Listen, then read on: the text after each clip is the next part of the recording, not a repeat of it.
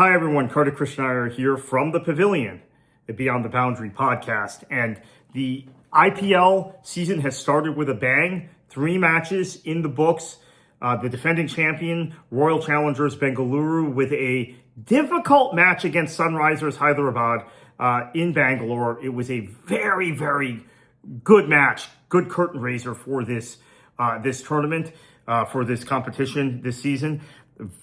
Interesting match. I really felt like Hyderabad put it all out there and had a chance to win that match. Obviously, there was a lot of hype going into the week about the Mumbai-Kolkata match, which was Sunday. We'll get to that match as well. Mumbai Indians win by 6 wickets with 5 balls remaining in that match.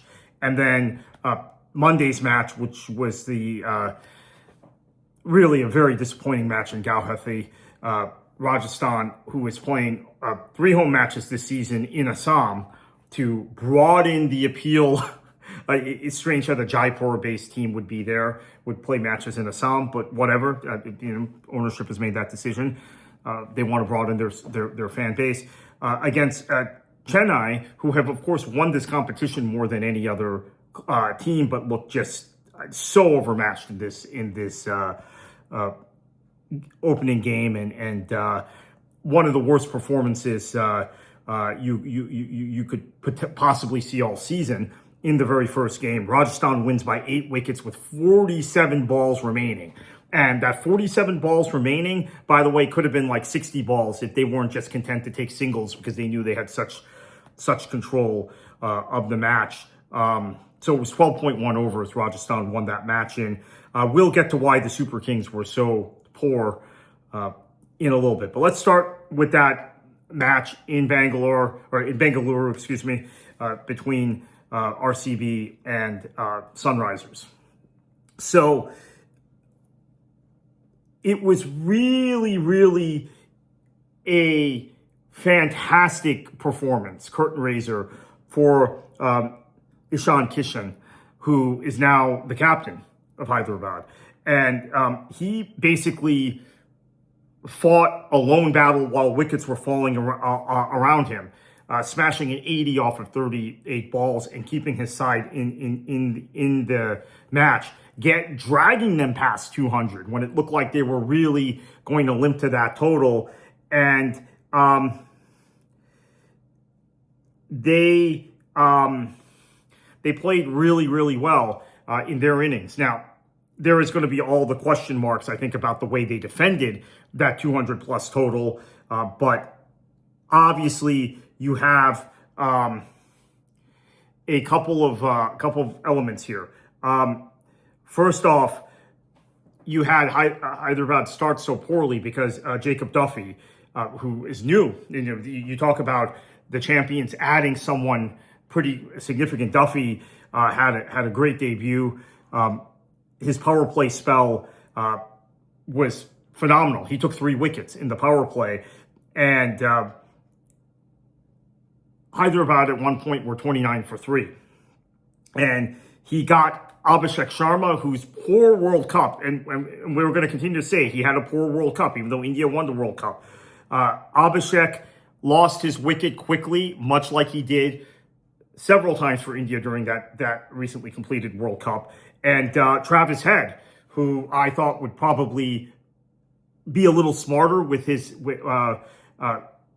batting, lost his wicket also to Duffy pretty early on. And then there was the great catch by Phil Salt that seemed to turn the momentum a little bit when Sunrisers were posting. Well, Kishan in particular was posting a good score, but wickets were falling around him. And obviously, when it came to RCB's innings, Kohli, one of the greatest cricketers of all time. And sometimes if you just watch international cricket, you forget because he's retired from international cricket for India. You forget what an impactful player he still is. We'll get to Rohit also, actually, in the next match. Another Indian great that is still doing the things that he's always done at the franchise cricket level in franchise cricket. So Kohli had 69 off 38. He dropped the ball actually where they could have gotten another wicket in one rare mistake he made. I think got kind of caught in the lights on that drop, but they were still able to see it out, and this is a perfect start for RCB as they look to defend their title. They showed they can dominate a chase even if they have to chase down 200 plus on a flat track. Remember, because of the, I'm looking for the right term here. I don't want to be offensive, but the shenanigans, let's call it, from fans in Bangalore when they won the title last season, that entire pitch had got torn up, and so it's been resodded, and the track is flat, and the surface is playing very differently. It played very differently in this match than it did last year. But so they showed they could dominate a chase on that flat track. But I keep an eye on Hyderabad the rest of the season. They really showed that they can post a score, and that they have some bowlers that can keep them in these matches. So let's move on to Sunday, which was the Mumbai-Kolkata match. And it was the greatest chase for Mumbai in their franchise history at the Vakande, chasing down 221, which was posted by Kolkata. And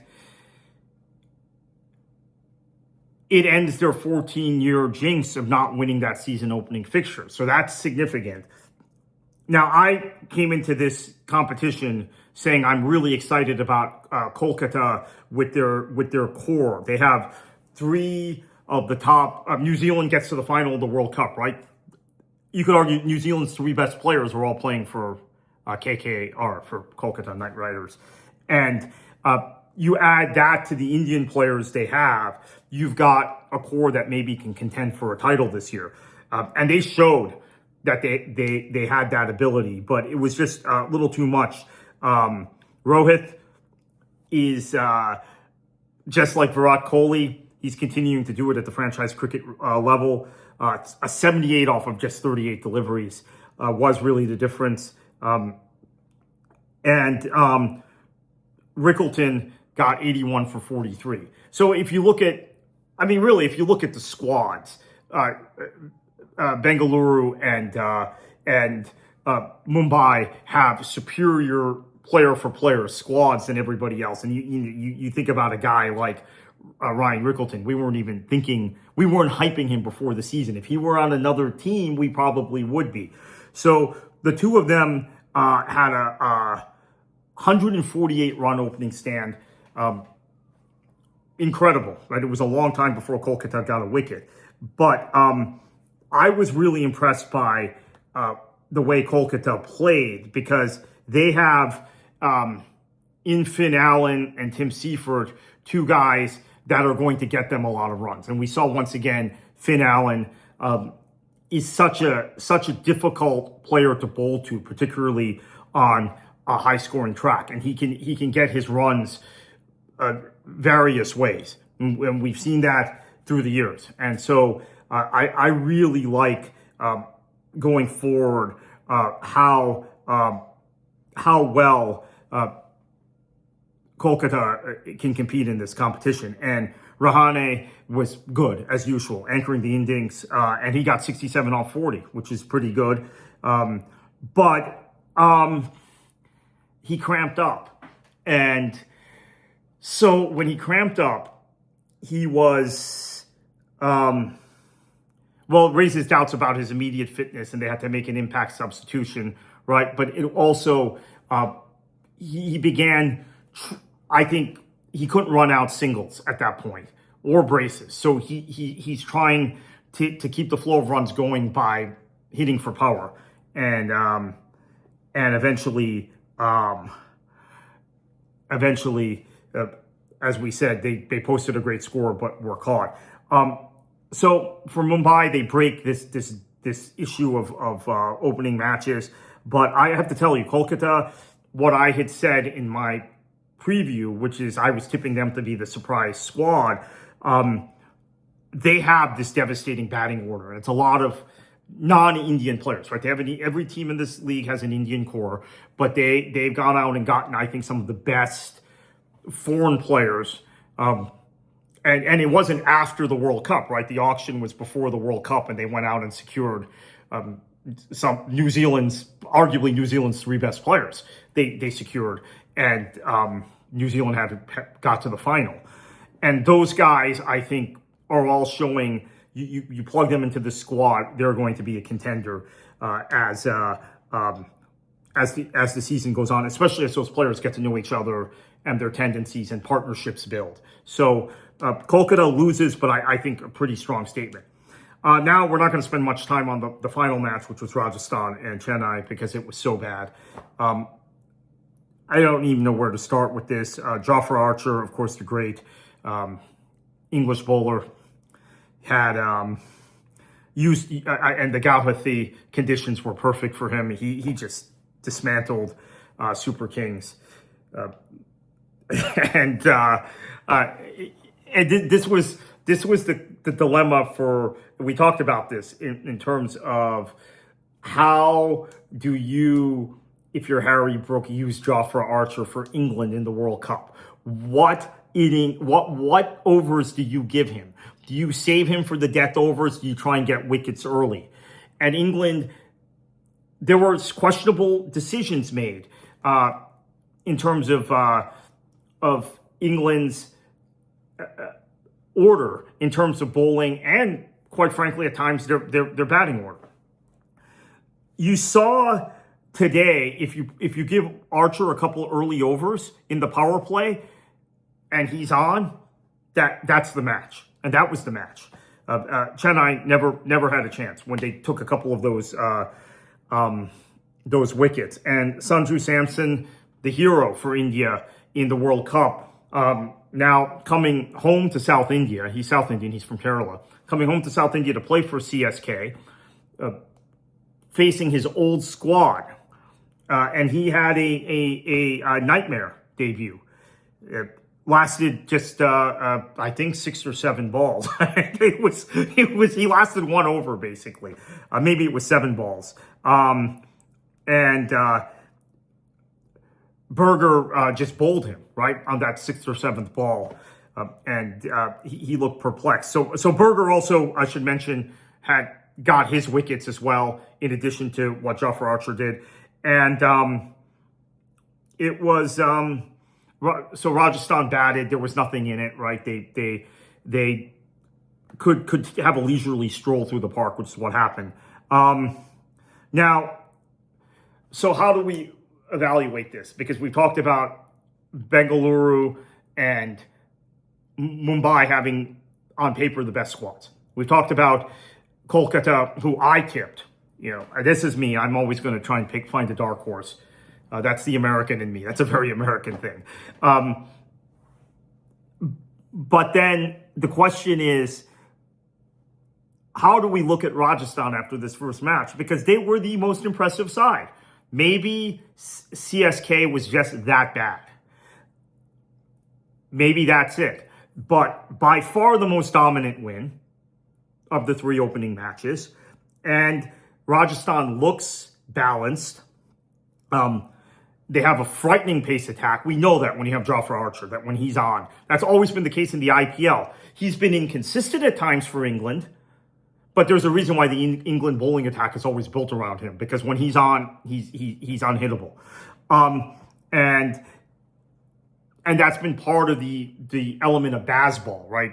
Which Brendan McCullum has brought to England, because Bazball is a high-risk philosophy. So McCullum understanding kind of the sort of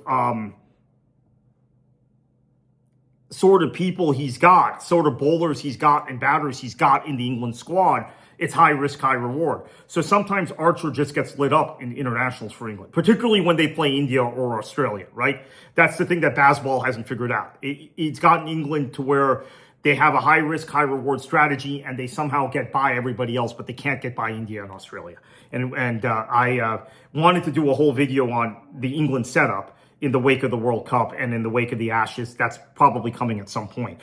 But when Archer's on, he's very hard to hit.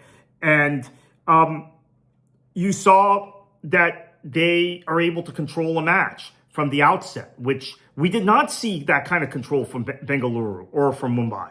We didn't see any control, quite frankly, from Mumbai early on.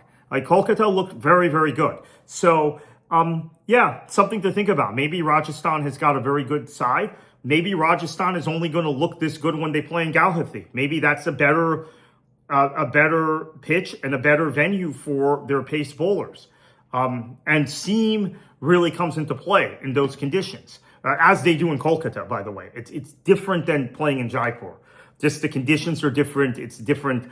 You know, the subcontinent, you know, the climate's different this time of year in that part, around the Bay of Bengal than it is in the arid conditions of Jaipur or of that part of the country. So maybe this is something where they're going to be this strong in Gauhati in those 3 matches, and the other fixtures, which are at home in Jaipur, in their normal home, they're not quite as dominant. So we'll see. Anyway, we'll be back with you next Tuesday for our next IPL Weekly.